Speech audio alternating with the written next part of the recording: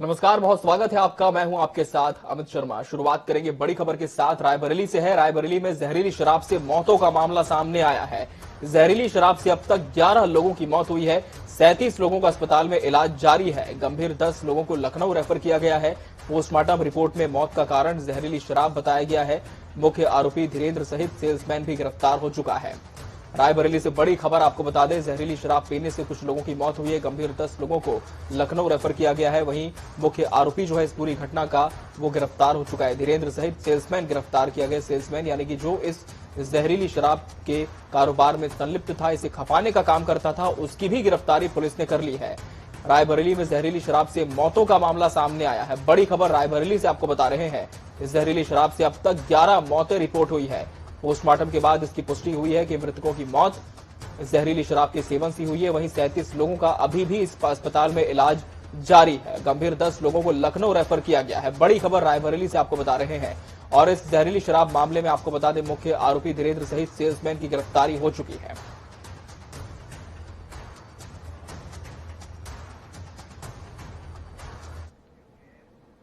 उत्तर प्रदेश के मुख्यमंत्री योगी आदित्यनाथ आज मेरठ और गढ़मुक्तेश्वर में जनसंपर्क कर बीजेपी के लिए वोट मांगेंगे। योगी पहले मेरठ जाएंगे, जहां कोविड अस्पताल का निरीक्षण कर कंकरखेड़ा में घर घर जनसंपर्क करेंगे। फिर हस्तिनापुर जाएंगे। हस्तिनापुर में संवाद के बाद गढ़मुक्तेश्वर में जनसंवाद करेंगे। विधानसभा चुनाव के पहले चरण के चुनाव प्रचार में बीजेपी ने दूसरे दलों को पीछे छोड़ दिया है। सीएम योगी आदित्यनाथ मेरठ, हापुड़ 2 जिलों में जनता से वोट की अपील करेंगे। आपको बता दें कि द्रौपदी की शाप से शापित हस्तिनापुर में योगी आदित्यनाथ का यह पहला दौरा होगा, जब योगी हस्तिनापुर की जनता के बीच जाकर संवाद करते हुए नजर आएंगे। कोविड सुविधाओं का निरीक्षण भी करेंगे मुख्यमंत्री योगी आदित्यनाथ। 1 बजे डोर टू डोर कैंपेन करेंगे, जनसंवाद करेंगे और कंकरखेड़ा के रामनगर, मंगलपुरी जाएंगे सीएम।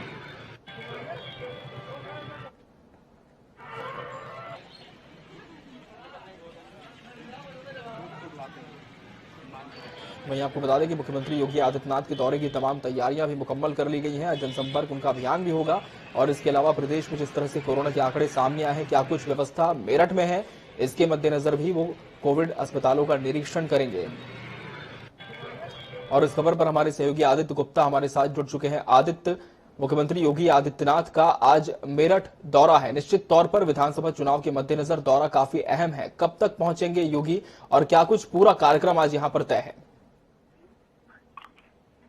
जी बिल्कुल, मैं आपको बता दूं, जो आज मेरठ में सियासी पारा है वो पूरी तरीके से चला रहेगा। जो फ्राइडे है वो भी पूरी तरीके से सियासी रहने वाला है, क्योंकि कुछ ही देर में उत्तर प्रदेश के मुख्यमंत्री योगी आदित्यनाथ मेरठ पहुंचेंगे। वो सबसे पहले जिला अस्पताल में जो कोविड है उनका निरीक्षण करेंगे। उसके बाद पत्रकार वार्ता करेंगे, जिसके बाद योगी आदित्यनाथ कंकरखेड़ा में पहुंचेंगे और वहाँ घर घर जाकर जन संपर्क करेंगे। इसके लिए तैयारियां पूरी हो चुकी है। जो मोहल्ला है वो भी भगवा गुब्बारों से सजाया गया है और पुलिस की सुरक्षा भी वहाँ करी जाने वाली है। उसके बाद योगी आदित्यनाथ हस्तिनापुर पहुंचेंगे और हस्तिनापुर में वो जो एक पार्टी का कार्यक्रम है उसमें शामिल होंगे। वही 3:30 बजे जो सपा और आरएलडी का गठबंधन है, उनके दोनों कद्दावर नेता जयंत चौधरी और अखिलेश यादव भी मेरठ पहुंचेंगे और वो गॉडविन होटल में प्रेस वार्ता करेंगे। तो पूरी तरीके से जो ये माहौल है पूरी तरीके से शादी रहेगा। बिल्कुल आदित्य, आगे भी इस दौरे पर अपडेट आपसे लेते रहेंगे। फिलहाल बहुत शुक्रिया आपका हमसे जुड़ने के लिए, तमाम जानकारी पहुंचाने के लिए। यूपी में अपनी पैठ बनाने की कोशिश में जुटी कांग्रेस ने यूपी विधानसभा चुनाव को लेकर कई चुनावी वादे किए हैं। कांग्रेस ने पिछले दिनों वादों की एक लिस्ट भी जारी की थी। गुरुवार को प्रियंका गांधी ने किसानों को साधने की कोशिश की। प्रियंका गांधी ने कहा कि कांग्रेस पार्टी की सरकार बनते ही किसानों का पूरा कर्ज माफ होगा और हमने पहले भी 72,000 करोड़ रुपए का कर्ज माफ करवाया है। इस बार कांग्रेस पार्टी को वोट दीजिए और अपने भविष्य को मजबूत बनाइए। उन्होंने आगे कहा कि सारी पार्टियां लुभाने के लिए वादा कर रही हैं कि हम लाखों रोजगार देंगे, लेकिन कोई ये बताने को तैयार नहीं कि वो रोजगार कहां से देंगे और कैसे देंगे। उन्होंने कहा कि कांग्रेस पार्टी ये बता रही है कि 20 लाख रोजगार कैसे और कहां दिया जाएगा। प्रियंका गांधी ने आगे कहा कि कोरोना काल में बहुत से परिवारों की रोजी रोटी छिन गई, इसलिए हमने तय किया है कि उन परिवारों को 25,000 रुपए दिए जाएंगे ताकि वो अपनी रोजी रोटी चला सकें।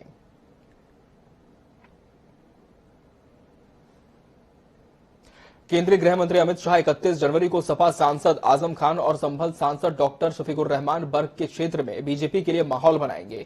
अमित शाह संभल में मतदाताओं से डोर टू डोर जनसंपर्क के बाद रामपुर आएंगे। वो रामपुर के शहर विधानसभा के साथ ही बिलासपुर विधानसभा क्षेत्र में घर घर जाकर मतदाताओं से बीजेपी प्रत्याशियों के लिए वोट मांगेंगे। केंद्रीय गृह मंत्री के आगमन की सूचना के बाद बीजेपी संगठन ने अपने स्तर पर तैयारियां तेज कर दी हैं। विधानसभा चुनाव में कोरोना प्रोटोकॉल के कारण चुनाव आयोग ने जनसभाओं पर रोक लगाई हुई है। ऐसे में मतदाताओं को अपने पक्ष में करने के लिए नेताओं को जनसंपर्क के लिए घर घर पहुंचना पड़ रहा है। केंद्रीय गृह मंत्री अमित शाह रामपुर और संभल के मतदाताओं से संपर्क करके बीजेपी प्रत्याशियों के पक्ष में मतदान की अपील करेंगे।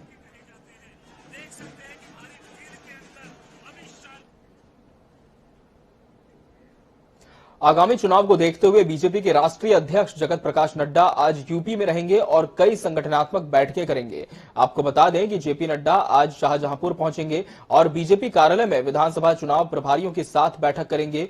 दोपहर में वो शाहजहांपुर के गांधी सभागार टाउन हॉल में प्रभावी मतदाताओं के साथ संवाद करेंगे, जिसके बाद वो सदर बाजार में जनसंपर्क करेंगे। शाम 4:15 बजे फरीदपुर विधानसभा के मोहल्ला बख्तरिया और साहूकारा फरीदपुर में घर घर जनसंपर्क करेंगे। फरीदपुर विधानसभा के प्रभावी मतदाताओं के साथ संवाद भी करेंगे और शाम 5 बजे यहां के विधानसभा चुनाव पदाधिकारियों के साथ बैठक होगी।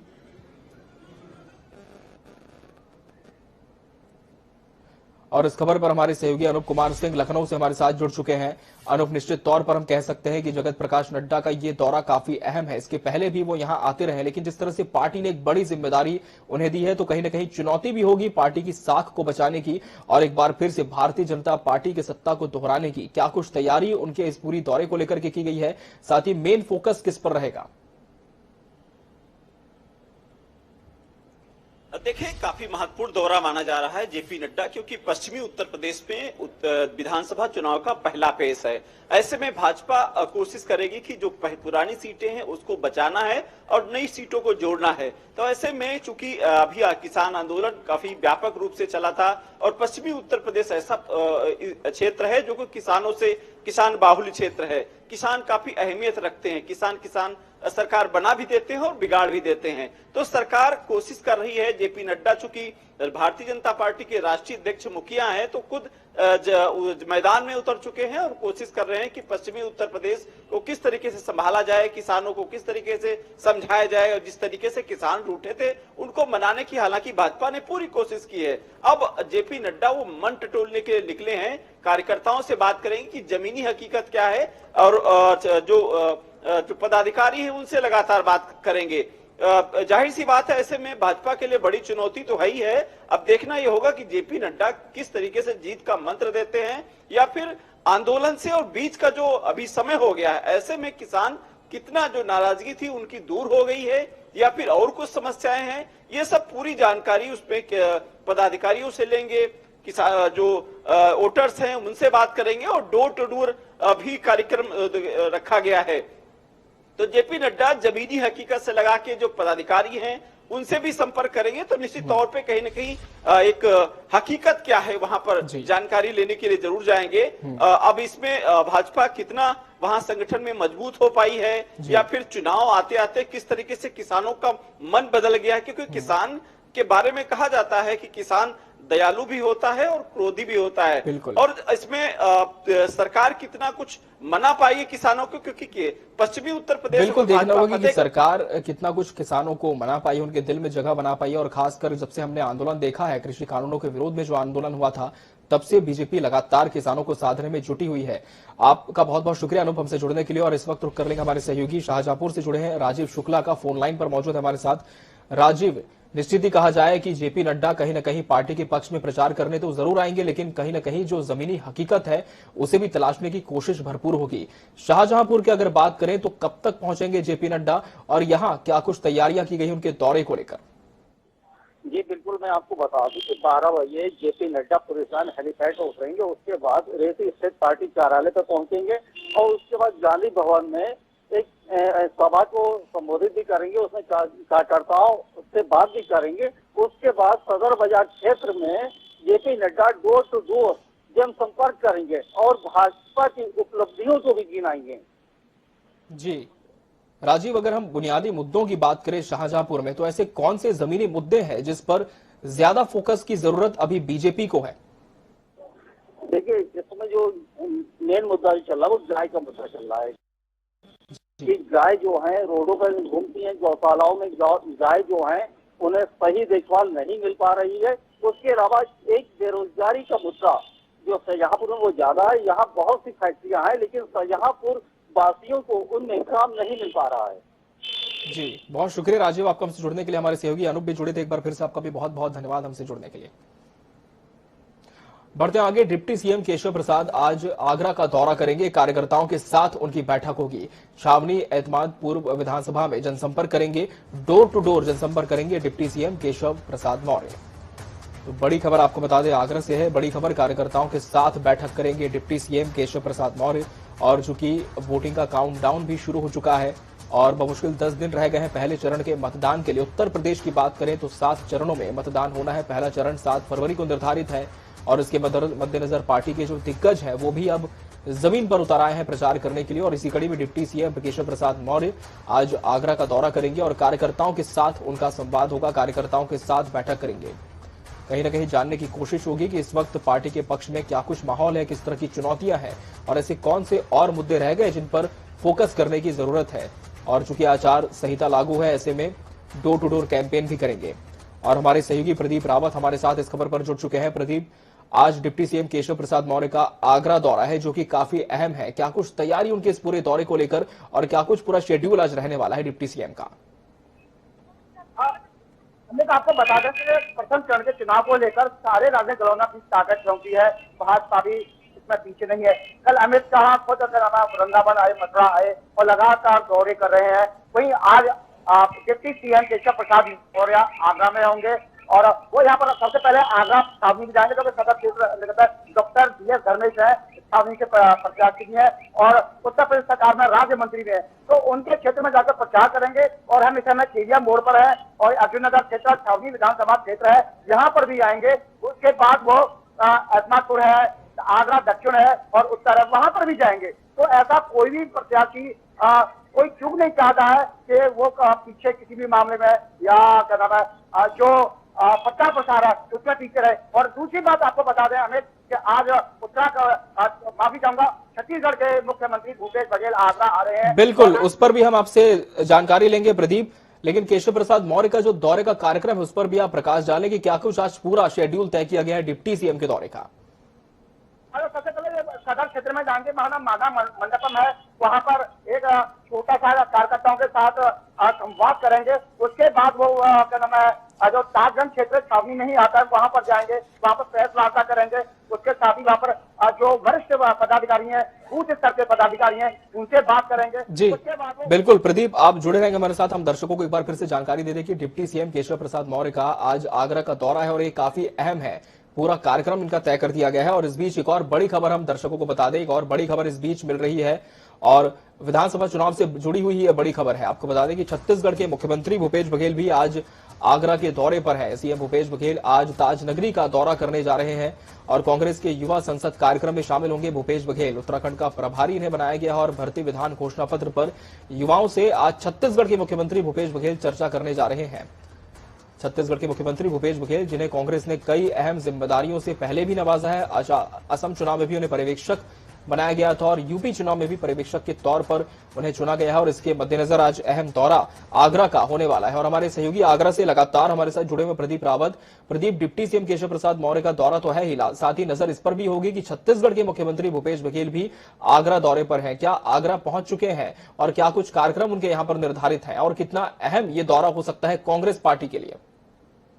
हमें आपको बता दें कि जो समय है भूपेश बघेल का वो लगभग 11 बजे के आसपास निर्धारित किया गया है, लेकिन उसमें हो सकता है कुछ देरी हो जाए। और सबसे पहले वो आगरा छावनी में ही आएंगे और छावनी विधानसभा के अंदर बघेल समाज है और उनका 2 दिवसीय दौरा है। और जो भूपेश बघेल है वो स्टार प्रचारकों में शुमार है, तो कांग्रेस पार्टी को भी चूक नहीं चाहती है। जिस तरीके से भाजपा कोरिया हर जिले में अपने स्टार प्रचारकों को भेज रही है, उसी तरीके से प्रियंका गांधी, राहुल गांधी और तमाम स्टार प्रचारक उत्तर प्रदेश के दौरे पर है। उसी में छत्तीसगढ़ के मुख्यमंत्री भूपेश बघेल आज आगरा आ रहे हैं, 2 दिवसीय दौरे पर रहेंगे। वो आज छावनी विधानसभा है, आगरा दक्षिण जाएंगे। उसके बाद वो उत्तर जाएंगे। और कल जो दूसरे दिन का दौरा है वो आगरा के खेरागढ़ विधानसभा जाएंगे। वहां पर बघेलों की एक अच्छी तादाद मानी जाती है।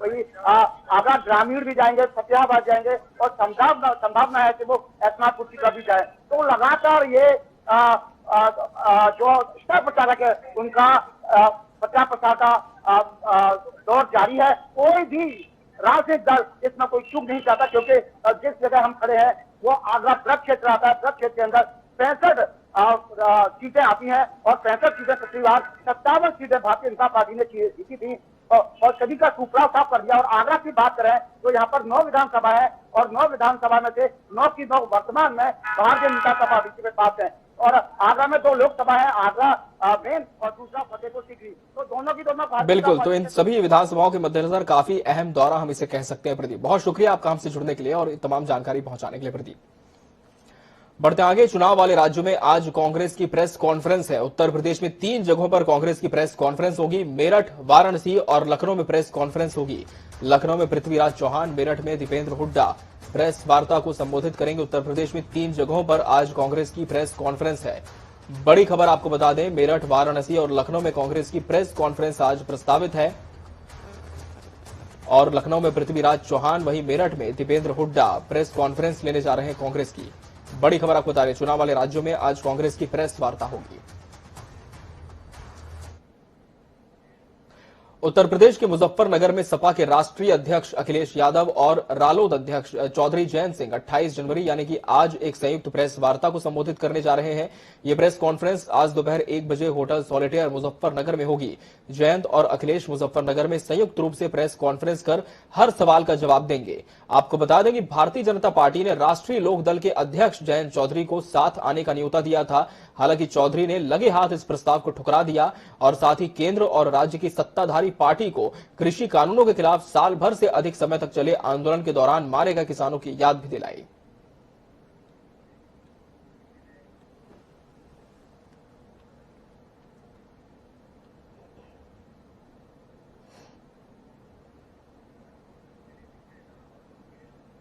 और इस बीच बड़ी खबर आपको बता दें, उत्तरांचल से है। केंद्रीय गृह मंत्री अमित शाह का आज रुद्रप्रयाग का दौरा है और पार्टी के लिए डोर टू डोर कैंपेन करेंगे अमित शाह। पूर्व सैनिकों, महिला स्वयं सहायता समूहों को आज शाह संबोधित करने जा रहे हैं। अनुसूचित जाति समाज के लोगों से भी वर्चुअल संबोधन उनका होगा। 11 बजे से शाम 4 बजे तक रुद्रप्रयाग में ही रहेंगे अमित शाह। देश के गृह मंत्री अमित शाह, और लगातार हम देख रहे हैं कि किस तरह से उनकी सक्रियता पूर्वांचल को लेकर भी बनी हुई है। आज अहम दौरा होगा, वर्चुअली संवाद भी उनका होगा और 11 बजे से शाम 4 बजे तक का उनका जो पूरा कार्यक्रम है रुद्रप्रयाग का, वो निर्धारित किया गया है। रुद्रप्रयाग से बड़ी खबर आपको बता रहे, केंद्रीय गृह मंत्री अमित शाह का आज रुद्रप्रयाग दौरा है और पार्टी के लिए डोर टू डोर कैंपेन करेंगे अमित शाह। पार्टी के लिए डोर टू डोर कैंपेन करेंगे अमित शाह और पूर्व सैनिकों, महिला स्वयं सहायता समूहों को संबोधित करने जा रहे हैं केंद्रीय गृह मंत्री अमित शाह। अनुसूचित जाति समाज के लोगों को भी वर्चुअली संबोधित करेंगे अमित शाह। एक प्रखर वक्ता के तौर पर तो उनकी पहचान है ही, लेकिन विपक्ष को किस तरह से आड़े हाथ लेना है, निशाने पर लेना है, ये भी बखूबी अपनी इस रणनीति के लिए वो जाने जाते हैं। और कहीं ना कहीं नब्ज टटोलने की कोशिश भी होगी रुद्रप्रयाग की कि सत्ता की जो लहर है, जो जनता की आवाज है, वो किसकी ओर मुखर है। और पार्टी के लिए डोर टू डोर कैंपेन भी करेंगे अमित शाह और सुबह 11 बजे से शाम 4 बजे तक का उनका पूरा दौरा होगा। रुद्रप्रयाग में ही इस दौरान रहेंगे केंद्रीय गृह मंत्री अमित शाह। अनुसूचित जाति समाज के लोगों से भी वर्चुअल संवाद उनका होगा। हमारे सहयोगी नरेश भट्ट हमारे साथ जुड़ चुके हैं रुद्रप्रयाग से। नरेश, निश्चित तौर पर हम कह सकते हैं कि अमित शाह की जो सक्रियता है वो कहीं ना कहीं पार्टी के पक्ष में ही प्रचार करने की है और इसी के मद्देनजर आज रुद्रप्रयाग पहुंच रहे हैं। क्या पहुंच चुके हैं अमित शाह और क्या कुछ पूरा शेड्यूल इनका निर्धारित किया गया आज दौरे का? जी बता दूं आपको, 11 बजे का टाइम यहाँ पे प्रदेश देश के गृह मंत्री अमित शाह का यहाँ पे कार्यक्रम था। भले ही अभी तक पहुंच नहीं पाए, लेकिन बता दूंगा कि जो इनका ये कार्यक्रम यहाँ पे आया है तो कार्यक्रम बता दूंगा, सबसे पहले ये भगवान रुद्रनाथ के दर्शन करेंगे। रुद्रनाथ के दर्शन करने के बाद ये भाजपा प्रत्याशी के प्रचार में डोर टू डोर यहाँ जो रुद्रप्रयाग बाजार है उसमें उनका डोर टू डोर प्रचार किया जाएगा। साथ ही बता दूंगा कि आज जो यहाँ पे इनका कार्यक्रम है तो ये पूर्व सैनिक प्रकोष्ठ के साथ ही महिला स्वयं सहायता समूह और जो अनुसूचित प्रकोष्ठ है उनके साथ ये वार्ता करेंगे और साथ ही यहाँ पे जनपद चमोली की जो 3 विधानसभा क्षेत्र है उन 3 विधानसभा क्षेत्रों को रुद्रप्रयाग भाजपा मुख्यालय से वर्चुअल रैली के माध्यम से कार्यकर्ताओं को संबोधित करेंगे। जी, आगे भी आपसे अपडेट लेंगे अमित शाह के इस दौरे पर। नरेश, फिलहाल बहुत शुक्रिया आपका हमसे जुड़ने के लिए।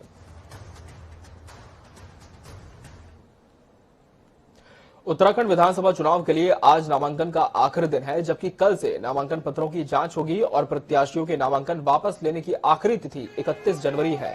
आज लालकुआं से कांग्रेस प्रत्याशी और पूर्व सीएम हरीश रावत समेत बचे हुए प्रत्याशी नामांकन भरेंगे।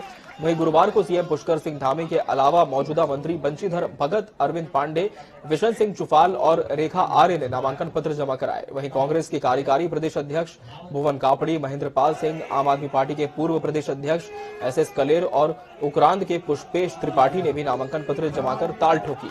आपको बता दें कि लालकुआं से आप की सविता पांडे, भीमताल से बीजेपी के राम सिंह क्याड़ा, बीजेपी के बागी मनोज साहा ने निर्दल नामांकन भराया है। उन्होंने कहा भाई देखिए रावत जी को हम यहां से उत्तर प्रदेश विधानसभा चुनाव के चौथे चरण के लिए गुरुवार से नामांकन की प्रक्रिया शुरू हो चुकी है। सूबे के 9 जिलों की 60 सीटों पर 3 फरवरी तक उम्मीदवार अपना नामांकन दाखिल कर सकेंगे और 4 फरवरी को नामांकन पत्रों की जांच की जाएगी। 7 फरवरी तक उम्मीदवार अपने नाम वापस ले सकेंगे और चौथे चरण की सभी 60 सीटों पर 23 फरवरी को वोट डाले जाएंगे। ऐसे में कलेक्ट्रेट पर पुलिस सुरक्षा बढ़ा दी गई है। 9 कमरों में 9 विधानसभा सीटों के लिए नामांकन कक्ष है और चप्पे चप्पे पर नजर रखी जा रही है।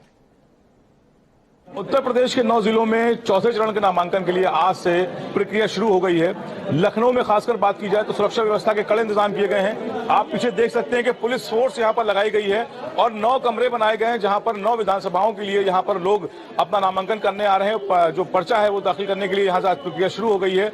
अलग अलग कमरे बनाए गए हैं। बख्शी तालाब, कैंट, अलग अलग जो विधानसभाएं हैं उनके लिए अलग अलग कमरे बनाए गए हैं। और खास बात है कि कोविड के नियमों को ध्यान में रखते हुए यहां पर एक कोविड सेंटर बनाया गया जहां से प्रत्याशी अपनी पहले कोविड की जांच करा रहे हैं, उसके बाद अंदर आके पर्चा और नामांकन के लिए प्रक्रिया में शामिल हो रहे हैं। तो फिलहाल जो ऐसे 2 विधानसभाएं हैं, कैंट और सरोजिनी नगर, उसको लेकर पेच फंसा हुआ है। दूसरी तरफ सभी पार्टियों ने अभी तक लखनऊ के उम्मीदवारों की घोषणा नहीं की है। कांग्रेस को छोड़कर कांग्रेस ने अभी तक 2 प्रत्याशी घोषित किए हैं, लखनऊ मध्य और लखनऊ पश्चिम। इसके अलावा समाजवादी पार्टी की तरफ से अभी एक भी प्रत्याशी घोषित नहीं किया गया है और ना ही भारतीय जनता पार्टी ने अभी लखनऊ के किसी प्रत्याशी पर मोहर लगाई है।